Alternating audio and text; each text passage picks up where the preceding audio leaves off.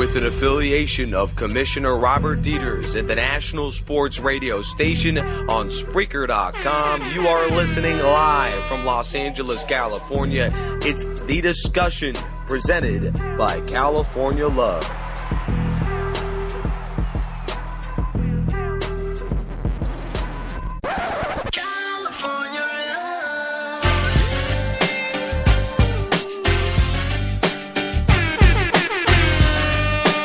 Spreaker.com's own national sport.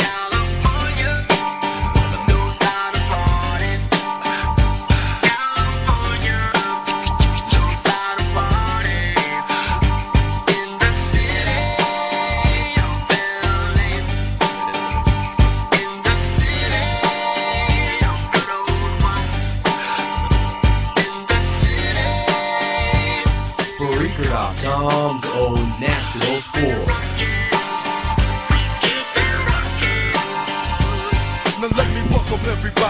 Hello and welcome everyone to another edition of The Discussion. It's just a ritual here on the National Sports Radio Station alongside Chris Sylvester and Dan Godino. I'm your host, Nick Rice, for yet another presentation of The Discussion, episode number 10. Bojangles most certainly is in the mix. And guys, as we get going here, there are a thing or two. There is just something about December football that cannot be replaced, Dan. It really can. This is when it most matters. We're talking about the championship game this weekend for a chance to play for state, Chris.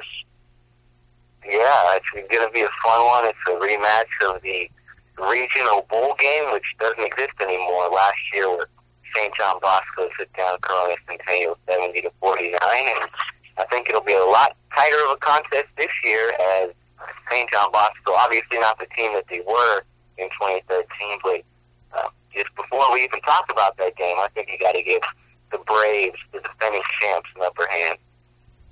Yeah, as we really get going here, I guess you just gave the hand as to what we're going to talk about. St. John Bosco, the number one high school football team, defending national champion and the number one team in the state, according to Max Preps. For the meantime, they clash against another top 5 program in Corona Centennial, who have been there and done that since really their existence. They have been to the postseason and beyond for a number of years. We'll get I'm sure throughout the week we'll know exactly how many times in a row they've gone this far, but the team to get in their way last year, and what may be the similar story this season, is St. John Bosco, who last year beat them by 21. And this season, it may even be more. And Chris, you look at this, and this just looks like a matchup that's about as heavily in one's favor since the postseason got started for St. John Bosco. Well, you might think that, but somehow, some way, Coach Logan and Corona Centennial, year in and year out, they find themselves competing in the CIF championship game. I don't have the numbers in front of me, but I believe Centennial has been to at least 6 straight CIF championship games. Obviously, they've won it the last 2 years in the Inland Division. They move over to the Pac-5, and it's the same deal. Corona Centennial able to knock off Modern Day, able to knock off Sarah, able to knock off Bishop Lamont by 1 point last week, and here they are, competing at Angel Stadium Saturday against the defending champs for the Pac-5 championship. So you got to give them credit. But on paper, certainly St. John Bosco, undoubtedly the favorite. But Corona Centennial, you got to give them credit. They play tough week in and week out, and it won't be easy for St. John Bosco. I honestly think that the Braves have an advantage defensively due to their scheme, if you will. This is a ball club that runs 2 separate quarterbacks. And, Dan, my whole philosophy is, and I'm not the only one, if you have 2 quarterbacks, you have no quarterbacks. And that passing game, which, as you take a look at it, will face Bosco, where last week they picked off Love and they really made him uncomfortable throughout the entire ball game. Now you face 2 separate quarterbacks, and I think it will be 2 separate scripts who both read the same exact line, that the Bosco Braves will have the upper hand defensively. Your thoughts? Yeah, definitely. I do feel like they will have the upper hand. But if you're Centennial, you would argue that from Centennial, I would say, well, we've seen it all, and that's true. They have. They've seen Modern Day, Bishop Gorman, Servite, Long Beach Poly, and a bunch of other teams, right? But they haven't seen Bosco yet, and I think that's where they hit the wall. And for me, like, here's a good indication of why, like, Bosco is so much better. All right, let's go back to, like, the first round of the playoffs, where they played Sarah. They went head-for-head, point for point, 68-64, a final. I think that's just way too much scoring. Sarah, they pretty much hurt themselves. They threw 4 interceptions and they lost 2 fumbles. So then they were still in the game, 68-64. That's how bad Corona Centennial is on defense. So I think that game right there tells you a lot, Nick. Yeah, it certainly does. It kind of reminds us, and I know for a fact we'll definitely dive into this a little later. Kind of reminds me of Florida State heading into this championship game, where they just win. It never looks pretty, and they just always seem to have this mantra of where they just cannot win in the type of fashion that they're capable of by blowing teams out. They kind of play to their competition, if you will. Well, does that concern you, Chris, if you're a Corona Centennial team that's now facing a Bosco ball club that has shut out numerous clubs and really has played some great overall team football in all 3 phases as of late? I think you always got to be concerned when playing St. John Bosco. It's been over 2 years now since St. John Bosco lost the game to an in-state opponent, but who better to take them down than perhaps the most storied program coming out of the Inland Empire in Corona Centennial? Do I think it'll happen? No, but it certainly can. I mean, you just, like I said earlier, guys, you just got to give Corona Centennial a lot of credit. You look back to their very first game of the season, a 20-point loss to Mater Dei.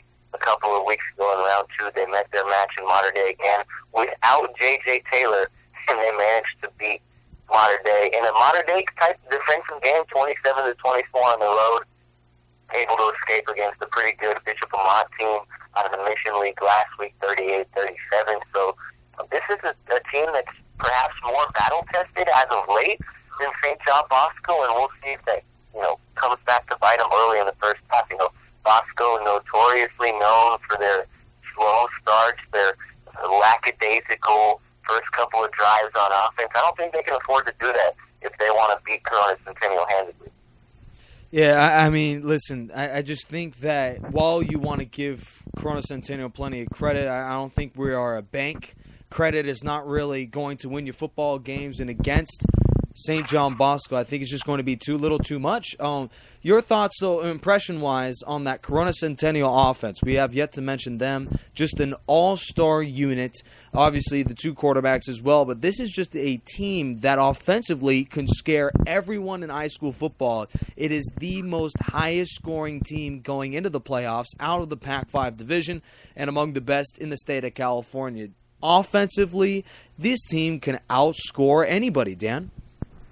They really can. Matt Logan, he's proven to be the offensive genius that he is. Every year he seems like he's not necessarily rebuilding, even though he is. But the thing that all his players do is they buy into his system, and therefore they listen. And so what Coach Logan is doing, he's just coaching them up. They're not great. They're not all studs. They really aren't, but they play together well. And I'll keep an eye on this guy, Javon McKinley. He scored 5 touchdowns against Sarah, and he does it all. He can return kicks and obviously what he does at the wide receiver position. But Bosco's really got to lock him down. And with that 2 QB system, like you said it in the beginning, it's a tale of 2 strips, Nick. Yeah, you take a look at that Centennial offense, and they just do it every single year. And while 87% of Corona Centennial's offense from last year, that is 90% basically of the offense is gone. Trey Watson and Robert Weber, quarterback and running back for the Huskies, gone from last season in our basically a bunch of no-namers trying to make an impact in CIF's biggest ball game. And really the matchup that I am looking at, Chris, and Dan, you mentioned it, Javon McKinley versus whoever the Bosco Braves decide to put on him, either one-on-one or maybe even a double team. What's on tap on Saturday, Chris? Well, I think it's just getting pressure on one of those 2 quarterbacks. And the thing is, as much as I agree with you when you say that 2 quarterbacks or no quarterbacks. It really, the reason they've stuck with it all season long is because you give the defense 2 different looks, and the defense has to adjust pretty much every other offensive possession for Corona Centennial. You got Peteringham. He's just the more natural pocket passer. He's a transfer.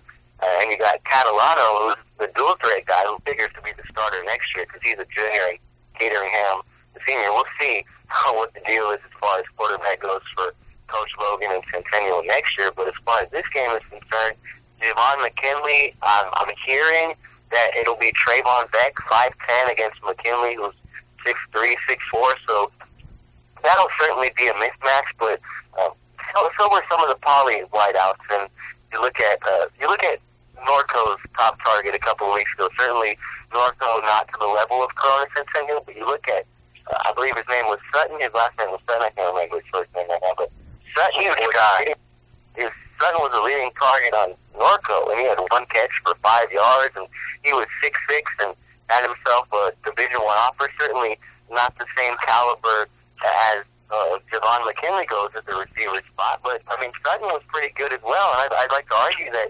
Giramontes is probably better than both of the quarterbacks that Corona Centennial has. St. John Bosco, you move DJ Morgan, who's a big guy as well, from the safety spot to potentially double team McKinley. Grayson Bankhead, the number 2 wideout, he's out for the season with a broken collarbone.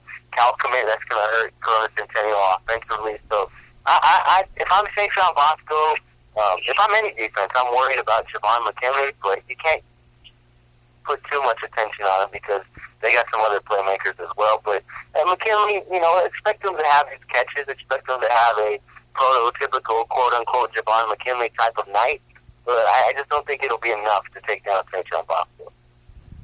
I think the whole deal here is, and our very own Eric Sonheimer of LA Sports mentioned it, this is a team on St. John Bosco's defensive side that they replaced nearly every starter from their championship season last year, and I think this is a unit that is finally hitting their stride. They're getting old at the right time. They finally are gaining that experience of consistently being in tough ball games. I think for any other ball club, it would actually be a burden to be in so many tight one-possession games in the fourth quarter. But with the Bosco Braves and how tough they are, tough as nails, this is a team that is growing with every experience. Most of their starters on defense, juniors and sophomores. And that defensive line, Dan, I don't know if you've looked too much at them, but it's led by a bunch of guys that these guys are 14, 15 years old making big-time plays in a championship pursuit for the Bosco Braves again. Yeah, the guy that stands out the most is Gavin Wines. When at most counts, his name is always being shouted out by Chris Sylvester. And it's good to have a guy like him. He's actually a senior. So I would say he anchors the front at an end position. But how physical is this team? They're really scrappy against Pauley. They were going head for head, hit for head. And Coach Nagle has got to be super proud because it was the sore point, you would say, of the team. We were talking about it all year. Is this team really for real on defense, or are they going to develop into something that can compete for a championship? And all of a sudden they are. Yeah, this is a ball club that really is getting all sorts of talent, both on the defensive line but also the offensive line. We've mentioned some guys that are 14 and 15 years old that are playing with these Bosco Braves, starting in a championship pursuit. Most of these players will return, but if there's one name that I think overshadows everybody, indeed the entire nation agrees, it's Josh Rosen.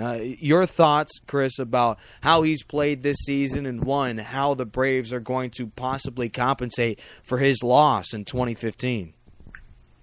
Well, if you're a St. John Bosco fan, follower, supporter, or whatever, I think you don't want to exactly look ahead to 2015 yet, because you want to savor these last 1 to 2 games that Josh Rosen has in a St. John Bosco uniform. But you look at the numbers, and perhaps they're not the best statistically in the past 5, but you look what Josh Rosen has to work with week in and week out.